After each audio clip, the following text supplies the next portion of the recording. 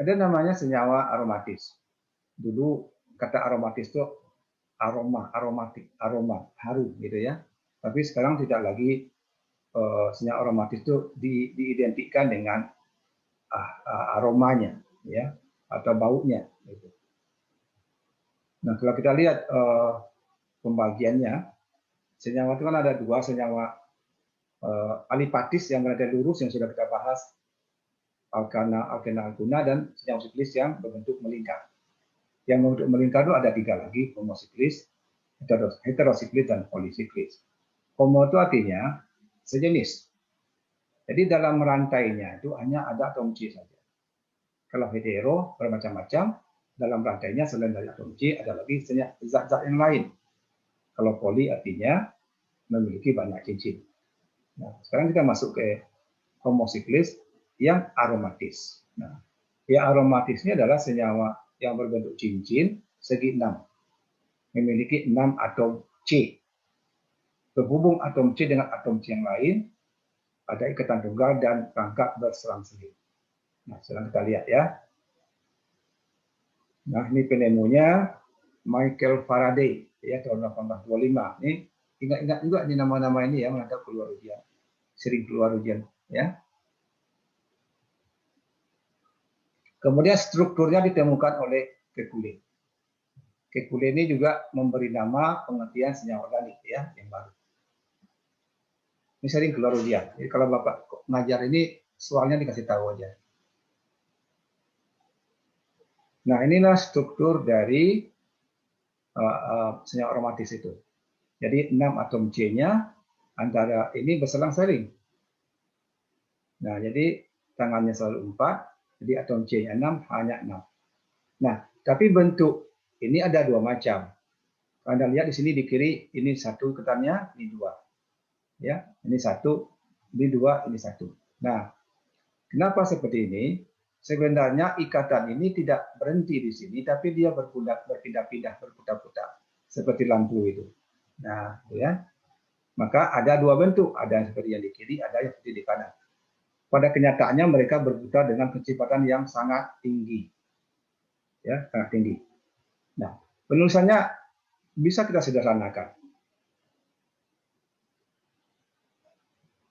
Nah, jadi ikatan C-nya ini boleh kita hilangkan, tapi kita rangkapnya harus ditulis seperti ini. Makanya, jadi sudut-sudut ini adalah atom C, penghubung ini adalah ikatan-ikatannya. Ini rangkap, tunggal, rangkap, tunggal, rangkap. Jadi ada dua macam. Dan ini berputar dengan kecepatan yang tinggi. Karena ini berputar, makanya rumusnya ini sering juga ditulis seperti ini.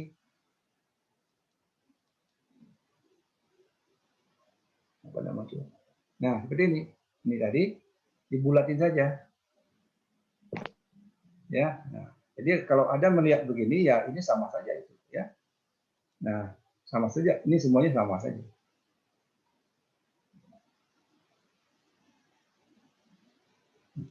Sekarang sifat dari senyawa aromatis dalam hal ini benzena, yang segi namanya benzena.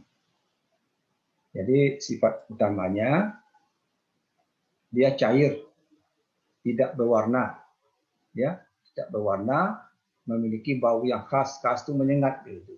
Jadi kalau orang udah biasa di lab akan tahu ini bau zat benzena, tahu ya. Bobot jenis lebih kecil dari air dan tidak bercampur dengan air. Mudah terbakar, ya, sehingga nanti di dalam botolnya itu nanti ditulis mudah terbakar. Nah, kalau kita lihat dari gambar tadi, dia memiliki kita rangkap dua. Nah, apakah sama dengan alkena? Ya, alkena memiliki kita rangkap dua, benzena juga memiliki kita rangkap dua. Apakah sama? Nah, sama. Apakah dia sama? Kita lihat, membuktikan.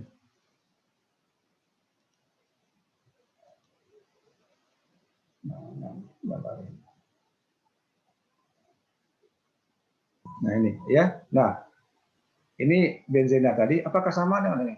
Ini kan kita rangkapnya ada. Ya, sekarang kita lihat slide berikut. Caranya dengan mereaksikan dengan BR2. Benzena kalau direaksikan dengan BR2 dia tidak bereaksi. Kalau alkena direaksikan dengan BR2 dia bereaksi.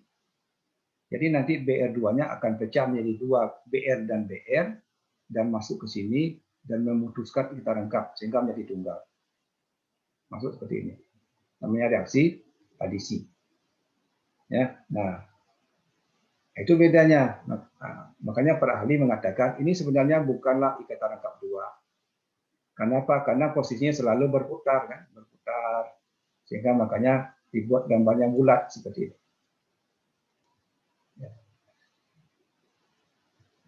Nah, Bapak sisipkan sedikit. Nah, minyak sawit yang direaksikan dengan BR2 itu dapat menentukan kualitasnya. Minyak yang bagus memiliki ikatan rangkap yang banyak. Ya, rangkap yang banyak. Nah, jadi semakin banyak ikatan rangkapnya, semakin tinggi grade dari minyak tersebut. Nah, gimana ujian dengan BR2? BR2 itu berwarna. Kalau direaksikan dengan benzen, maka warna BR2-nya tidak akan hilang, jadi tidak bereaksi. Tapi kalau direaksikan dengan senyawa alkena yang kita rangkap, maka BR2 itu akan hilang. Karena sudah nempel di sini, dia sudah hilang warnanya. Nah, semakin banyak ikatan rangkapnya, semakin banyak butuh BR2. Jadi kalau kita tambahkan misalnya, kita masukkan minyak dalam gelas, kita tetesi dengan BR2, kita hitung berapa volume yang ditetes. Kita teteskan terus sampai warnanya tidak hilang lagi. Nah, nanti kita hitung berapa, semakin banyak yang kita teteskan, itu semakin bagus minyak. Kalau satu tetes saja tidak hilang warnanya, berarti minyaknya tidak bagus. Jadi kalau kita teteskan ke minyak bekas, maka nanti warna BR-nya tidak akan hilang. Tandanya kualitas minyaknya sudah menurun, ya.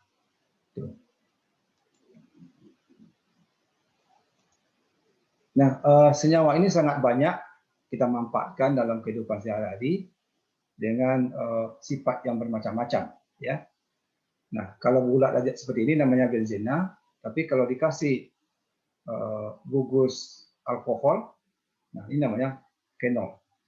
Nah, sekarang senyawa fenol itu banyak digunakan, ya. Kalau Anda membeli super pel dan sejenisnya itu isinya adalah fenol, ya. Kalau CH3 di atasnya itu namanya toluen. Sekarang apa manfaatnya? Nah, jika toluen ditambahkan dengan HNO3, maka dia menjadi trinitrotoluen. Nah, ini menjadi dinamik. Dinamik itu bahan peledak. Jadi kalau orang bikin jalan biasanya menembus gunung supaya cepat gunungnya runtuh, biasanya diledakkan. Orang-orang pertambangan biasanya sering juga menggunakan ini. Toluen. Ada lagi polistiren. Nah, ya tadi sudah kita bahas juga stiren tadi, ya. Jadi ini banyak digunakan untuk alat-alat listrik, boneka, ya. Kemudian juga cangkir gelas yang mirip-mirip melamin itu. Padahal itu polistiren, ya. Kemudian anilin namanya. Ini banyak digunakan untuk membuat zat warna. Jadi banyak digunakan dalam cat. Kemudian benzaldehid, ya. Ini minyak kayu manis. Ya, minyak kayu manis itu. Jadi kalau minyak kayu manis itu diekstrak, akan keluar minyaknya itu adalah benzaldehid. Bisa jadi aroma terapi, obat juga. Nah, ini fenol tadi, ya. Jadi fenol tadi ada lagi turunannya.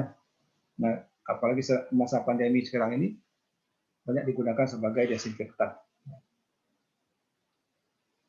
Nah, asam benzoat dan turunannya. Ya, asam benzoat itu maksudnya kalau benzen tadi berikatan dengan COH. Nah, kalau ada lagi gus lain masuk ke sini, ini saya nanti minggu depan akan bahas khusus ini. Dia namanya aspirin. Anda tahu aspirin ya, obat ya. Obat mirip-mirip dengan bodrek itu, paracetamol. Tapi sekarang sudah banyak dilarang. Kemudian natrium benzoat. Nah, ini coba lihat kalau Anda beli makanan pabrik ya membutuhkan penyimpanan yang lama, pasti ditambahkan natrium benzoat. Ini adalah pengawet. Tapi yang sering ditulis itu namanya ini sodium benzoat ya. Tapi sama saja dengan natrium benzoat. Jadi kalau Anda menemukan kata-kata sodium benzoat di komposisinya, berarti itu adalah pengawetnya. Metil salisilat. Nah, ini balsam, ini balsam, minyak gosok ya, yang hangat itu. Nah, sebenarnya banyak lagi yang lain, rasanya cukup